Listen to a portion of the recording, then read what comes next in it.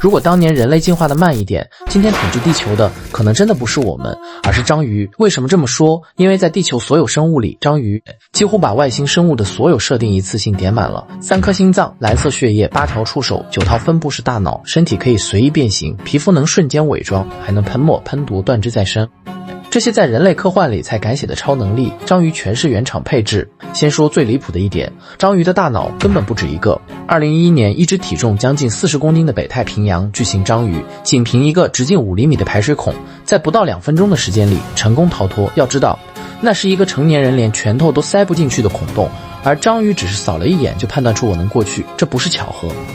隨後，研究人員把一只章魚關進了一個拧緊蓋子的玻璃瓶，不到1分鐘，它擰開瓶蓋，從容離開。研究人員繼續加難度，把一條小魚放進了奶瓶裡。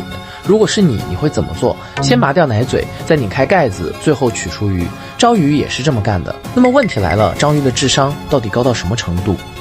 答案是它的大腦結構本身就不屬于人類的認知體系。一只普通章魚體內大約有5億個神經元，其中只有30%在主腦，剩下70%分布在8條觸手上。也就是說，章魚不是一個大腦指揮8條手，而是8個能獨立決策的副腦，協同一個中央處理器。觸手能嗅、能嘗、能判斷、能行動，哪怕被切斷。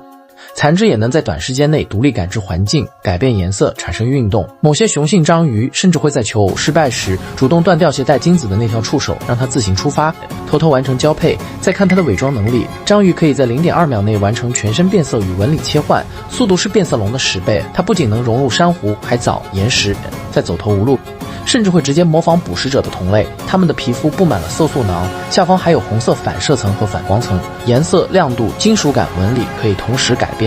更誇張的是，章魚幾乎是色盲，它們看不清顏色，卻能完美匹配環境。為什麼？因为章魚不只用眼睛看世界，它們的皮膚本身就具備感光能力，哪怕皮膚被切下來，依然能對光做出反應。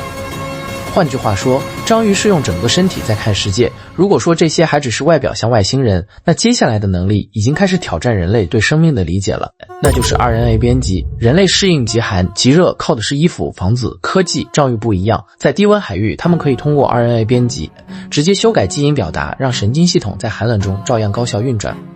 這在某種意義上就是傳說中的隨時修復自身錯誤。很多人不知道，章魚的眼睛比人類更像正版設計，人類的是神經從感光細胞前面穿過去，導致視網膜容易脫落、出血老化。章魚不一樣，它們的是神經在感光細胞後方，結構更合理，而且還能再生，眼睛被擠壓受損，有機會重新修復。如果還不夠誇張，那就再加一個斷肢再生。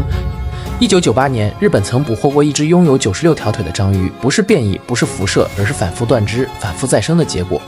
對章魚來說，斷一條手臂不過是重新加載一次。也正因為如此，章魚常被懷疑它真的來自地球嗎？如果你仔細看生命進化樹，會發現一個細思極恐的事實：我們熟悉的智慧生物，人類、海豚、狗、鳥類，甚至恐龍和魚類，幾乎都集中在進化樹的一側。它們的智力模式本質是同一條路線的分支，而章魚完全不在這條線上。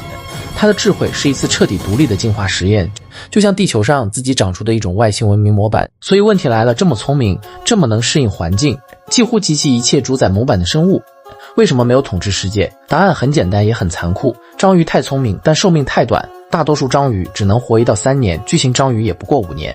它們把所有資源都壓在生存和繁殖上，沒有時間建立文明，沒有時間傳承知識。雌性章魚產下數萬枚卵後，會寸步不離地守護、清理、供養、絕食，身體進入自毀程序。幼體孵化游向大海的那一刻，母體也迎來死亡。雄性章魚交配後會分泌抑制進食的激素，最終因飢餓和多器官衰竭而死。沒有父母撫育，沒有知識傳承，每一代章魚都要從零開始，而人類恰恰贏在這裡。但如果歷史稍微改寫一下，假如當年人類進化慢一點，章魚多活幾十年，能把經驗一代代積累下來，今天坐在食物鏈頂端的可能真不是我們。